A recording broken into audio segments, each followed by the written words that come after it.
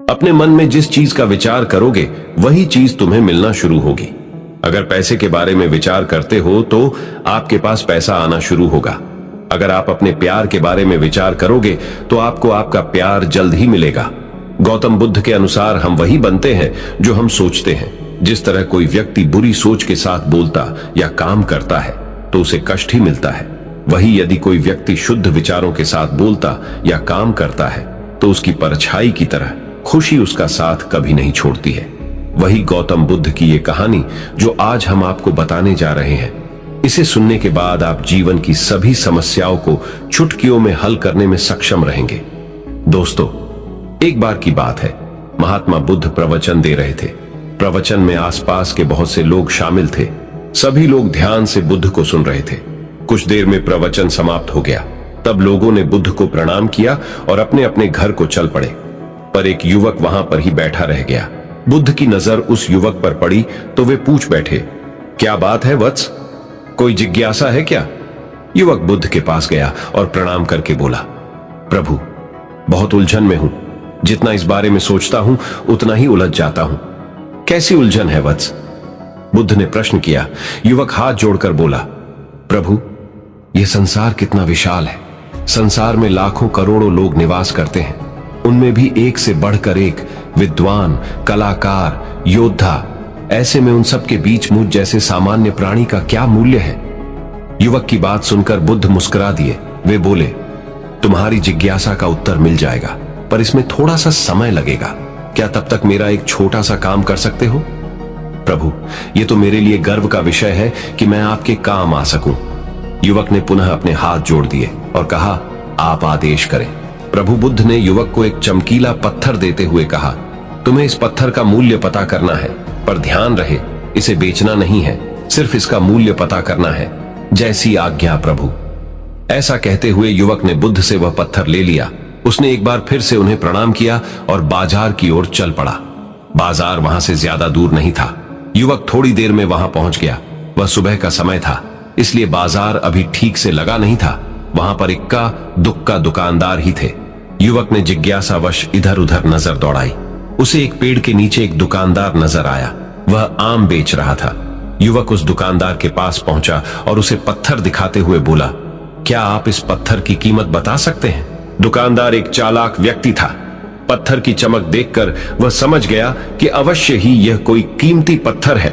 वह बनावटी आवाज में बोला, देखने में तो कुछ खास नहीं लगता, पर मैं इसके बदले 10 आम दे सकता हूं। दुकानदार की बात सुनकर युवक को हल्का सा क्रोध आ गया। वह मन ही मन बुदाया, यह आदमी मुझे बेवकूफ समझता है। इतना सुंदर पत्थर और इसका मूल्य सिर्फ 10 आम। अवश्य ही यह झूठ बोल रहा है। युवक को चुप देखकर दुकानदार बोल उठा, क्या कहते हो, निकालूं आम? पर युवक ने दुकानदार को कोई जवाब नहीं दिया। वह चुपचाप आगे बढ़ गया। सामने एक सब्जी वाला अपनी दुकान सजा रहा था।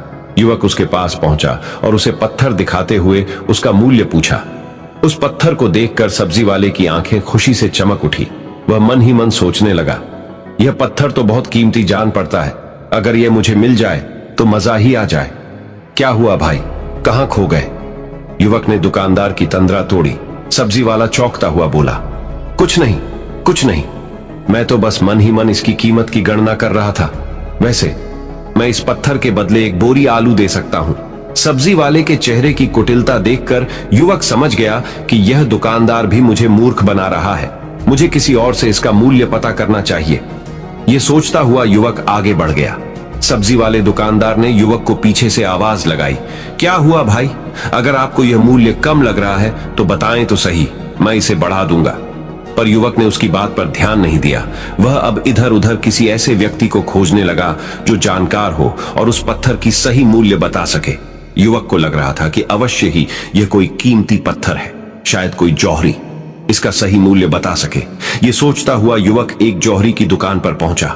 जौहरी अपनी दुकान को अभी खोल ही रहा था।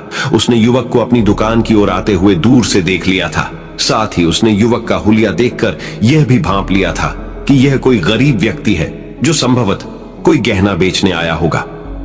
जौहरी ने हाथ जोड़कर युवक को नमस्कार किया और मुस्कुराकर पूछा, बताएं महोदय, मैं आपकी क्या सेवा कर सकता हूं? युवक ने बुद्ध का दिया पत्थर अपनी हथेली पर रख दिया और बोला, इसका मूल्य पता करना था। पत्थर को देखते ही जौहरी उसे पहचान गया कि यह बेशकीमती रूबी पत्थर है जो किस्मत वाले को मिलता है। वह बोला, पत्थर मुझे दे दो और मुझसे 1 लाख रुपए ले लो। कहते हुए जौहरी ने पत्थर लेने के लिए अपना दाहिना हाथ बढ़ाया, पर तब तक युवक ने पत्थर को अपनी मुट्ठी में बंद कर लिया था। उसे पत्थर के मूल्य का अंदाजा हो गया था, इसलिए वह बुद्ध के पास जाने के लिए मुड़ गया। जौहरी ने उसे पीछे से आवाज लगाई, अरे रुको तो भाई, मैं इसके 50 लाख दे सकता हूं। लेकिन युवक को वह पत्थर बेचना तो था नहीं, इसलिए वह रुका नहीं और दुकान के बाहर आ गया। पर जौहरी भी कम चालाक नहीं था। वह उस अनमोल पत्थर को किसी भी कीमत पर अपने हाथ से जाने नहीं देना चाहता था। वह दौड़कर उसके आगे आ गया और हाथ जोड़कर बोला, तुम ये पत्थर मुझे दे दो, मैं इसके बदले 1 करोड़ देने को तैयार हूं। युवक को जौहरी की बातों में अब कोई रुचि नहीं रह गई थी। वह जल्द से जल्द बुद्ध के पास पहुंच जाना चाहता था, इसलिए न तो वह रुका और न ही उसने जौहरी की बात का कोई जवाब दिया।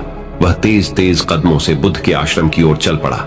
जौहरी ने पीछे से आवाज लगाई, ये अत्यंत मूल्यवान पत्थर है, अनमोल है, तुम जितने पैसे कहोगे मैं दे दूंगा। यह सुनकर वह युवक परेशान हो गया। उसे लगा कि कहीं पत्थर के लालच में जौहरी उसे पकड़कर जबरदस्ती न करने लगे, इसलिए वह तेजी से आश्रम की ओर दौड़ पड़ा। युवक जब बुद्ध के पास पहुंचा तो वह बुरी तरह से हाँफ रहा था। उसे देखकर बुद्ध मुस्कुरा दिए, फिर भी उन्होंने अपने चेहरे से कुछ भी जाहिर नहीं होने दिया। वे बोले, क्या बात है वत्स, तुम कुछ डरे हुए से लग रहे हो। युवक ने बुद्ध को प्रणाम किया और सारी बात कह सुनाई। साथ ही उसने वह पत्थर भी उन्हें वापस कर दिया। बुद्ध बोले, आम वाले ने इसका मूल्य 10 आम बताया, आलू वाले ने 1 बोरी आलू और जौहरी ने बताया कि यह अनमोल है। इस पत्थर के गुण जिसने जितने समझे उसने इसका मूल्य उसी हिसाब से लगाया। ऐसे ही यह जीवन है। प्रत्येक व्यक्ति खान से निकले हुए एक हीरे के समान है जिसे अभी तराशा नहीं गया है। जैसे जैसे समय की धार व्यक्ति को तराशती जाती है, व्यक्ति की कीमत बढ़ती जाती है। ये दुनिया व्यक्ति को जितना पहचान पाती है उसे उतनी ही महत्ता देती है। कहते हुए बुद्ध एक क्षण के लिए रुके, फिर बोले, किंतु आदमी और हीरे में अंतर यह है, हीरे को कोई दूसरा तराशता है और व्यक्ति को अपने आप को स्वयं ही तराशना पड़ता है। और जिस दिन तुम अपने आप को तराश लोगे, तुम्हें भी तुम्हारा मूल्य बताने वाला कोई न कोई जौहरी मिल ही जाएगा। गौतम बुद्ध उस लड़के को यह सीख देना चाहते थे कि जो इंसान अपने मन में खुद के बारे में विचार करता है वो व्यक्ति उसी के समान बनता जाता है। किसी इंसान को अगर दुनिया की किसी भी चीज से सच्चे मन से लगाव हो तो वो इंसान उस चीज को प्राप्त कर लेता है। वही जो इंसान अपनी मन छाई चीज को प्राप्त करने में असमर्थ है, उस इंसान ने अपने मन में सच्चे भाव से उस चीज को चाहा नहीं होता है। वही दोस्तों, गौतम बुद्ध की इस प्रेरणादायक कहानी को आप अपने मित्रों के साथ शेयर जरूर कीजिए ताकि उन्हें भी गौतम बुद्ध के असल ज्ञान के बारे में पता चल सके। दोस्तों, वीडियो अगर आपको पसंद आया हो तो इस चैनल को सब्सक्राइब जरूर कर दीजिए और कमेंट बॉक्स में नमो बुद्धाय लिखना ना भूले। नमो बुद्धाय।